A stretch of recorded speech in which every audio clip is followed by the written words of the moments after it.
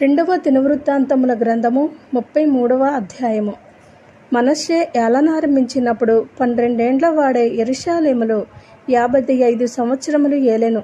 ఇతడు ఇశ్రాయేలీయుల ఎదుట నుండి యెహోవా వెళ్ళగొట్టిన అన్యజనులు చేసిన హేయక్రియలను అనుసరించి యెహోవా దృష్టికి చెడు నడత నడిచెను.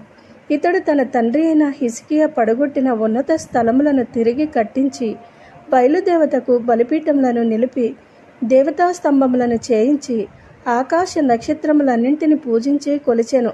మరియు నా నామము ఎన్నటన్నిటికీ ఉండునని యెరూషలేమునందు ఏ స్థలమును గూర్చి యెహోవా సెలవిచ్చినో అక్కడనున్న యెహోవా మందిరమందు అతడు బలిపీఠములను కట్టించెను. మరియు యెహోవా మందిరపు 2 ఆవరణములలో అతడు ఆకాశ నక్షత్ర సమూహమునకు బలిపీఠములను కట్టించెను. బెన్హిన్నోము లోయయందు అతడు తన కుమారులను అగ్నిలో గుండా దాటించి ముహూర్తములను విచారించుచు మంత్రములను చిల్లంగితనమును వాడుక చేయ కర్ణపిశాచములతోనూ శోధగండ్రతోనూ సాంగత్యము చేయొచ్చు యెహోవా దృష్టికి బహుగా చెడు నడత నడుచుచు ఆయనకు కోపము పుట్టించెను. ఇశ్రాయేలీల గోత్రస్థానములన్నింటిలో నేను కోరుకున్న యెరూషలేమునందు నా నామము నిత్యము ఉంచెదను.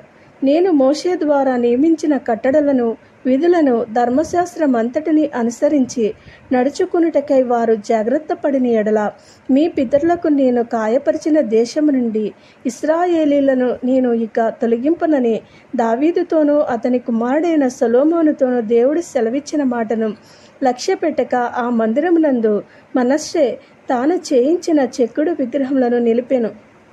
ఈ ప్రకారము మనష్షే యూదా వారిని యెరూషలేము కాపురస్తులను మోసపుచ్చిన వాడై ఇశ్రాయేలీయుల ఎదుట ఉండకుండా యెహోవా నశింపజేసిన అన్యజనుల కంటేను వారు మరింత అక్రమంగా ప్రవర్తించినట్లు చేయుటకు కారకుడాయెను. యెహోవా మనష్షేకును అతని జనులకును వర్తమానములు పంపినను వారు చెవియొక్కకపోయిరి. కాబట్టి యెహోవా అష్షూరు రాజు యొక్క సైన్యాధిపతులను వారి మీదకి రప్పించెను. మనష్షే తప్పించుకొని పోకుండా వారు అతని పట్టుకుని గొలుసులతో బంధించి అతనిని బబులోనునకు తీసుకుని పోయిరి. అతడు శ్రమలో ఉన్నప్పుడు తన దేవుడైన యెహోవాని బతిమాలుకుని తన పితరుల దేవుని సన్నిధిని తను తాను బహుగా తగ్గించుకుని ఆయనకు మరలుడిగా ఆయన అతని విన్నపములను ఆలకించి యెరూషలేమునకు అతని రాజ్యములోనికి అతనిని తిరిగి తీసుకుని వచ్చినప్పుడు యెహోవా దేవుడై ఉన్నాడని మనష్షే తెలుసుకునెను.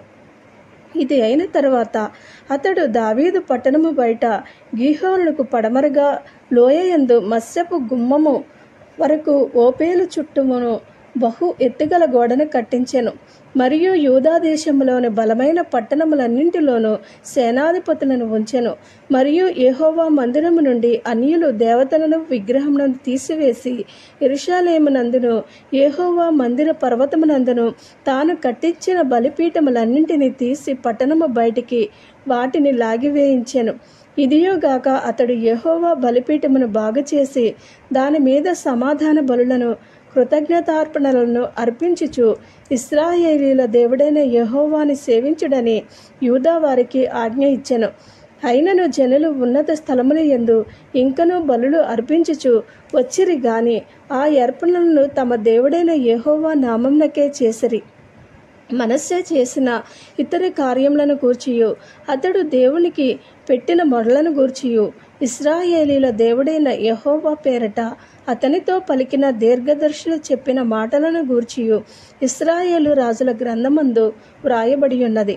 అతడు చేసిన ప్రార్థనను గూర్చియు అతని మనవి వినబడుటను గూర్చియు అతడు చేసిన పాపద్రోహములన్నింటిని గూర్చియు తాను గుణపడక ముందు ఉన్నత స్థలములను కట్టించి దేవతా స్తంభములను చెక్కిన విగ్రహములను అచ్చట నిలుపుటను గూర్చియు దీర్ఘదర్శులు రచించిన గ్రంథములలో వ్రాయబడి ఉన్నది. మనష్షే తన పితరులతో కూడా నిద్రించి తన నగరునందు పాతిపెట్టబడెను. అతని కుమారుడైన ఆమోను అతనికి మారిగా రాజాయెను. ఆమోను ఏలనారంభించినప్పుడు 22 ఏండ్ల వాడే యెరూషలేములో 2 సంవత్సరములు ఏలెను. అతడు తన తండ్రి అయిన మనష్షే నడిచినట్లు యెహోవా దృష్టికి చెడు నడత నడిచాను. తన తండ్రి అయిన మనష్షే చేయించిన చెక్కుడు విగ్రహములన్నింటినీ బలులు అర్పించుచు పూజించుచు తన తండ్రి అయిన మనష్షే గుణపడినట్లు యెహోవా సన్నిధిని ప్రత్యత్తాప్తుడు కాకను గుణపడకను ఈ ఆమోను అంతకంతకు ఎక్కువ ద్రోహకార్యములు చేయుచూ వచ్చాను. అతని సేవకులు అతని మీద కుట్ర చేసి అతని నగరునందే అతనిని చంపగా దేశజనులు ఆమోను రాజు మీదట కుట్ర చేసిన వారినందరినీ హతము చేసి అతని కుమారుడైన యోషీయాను అతని స్థానమందు రాజుగా నియమించిరి. ఆమేన్.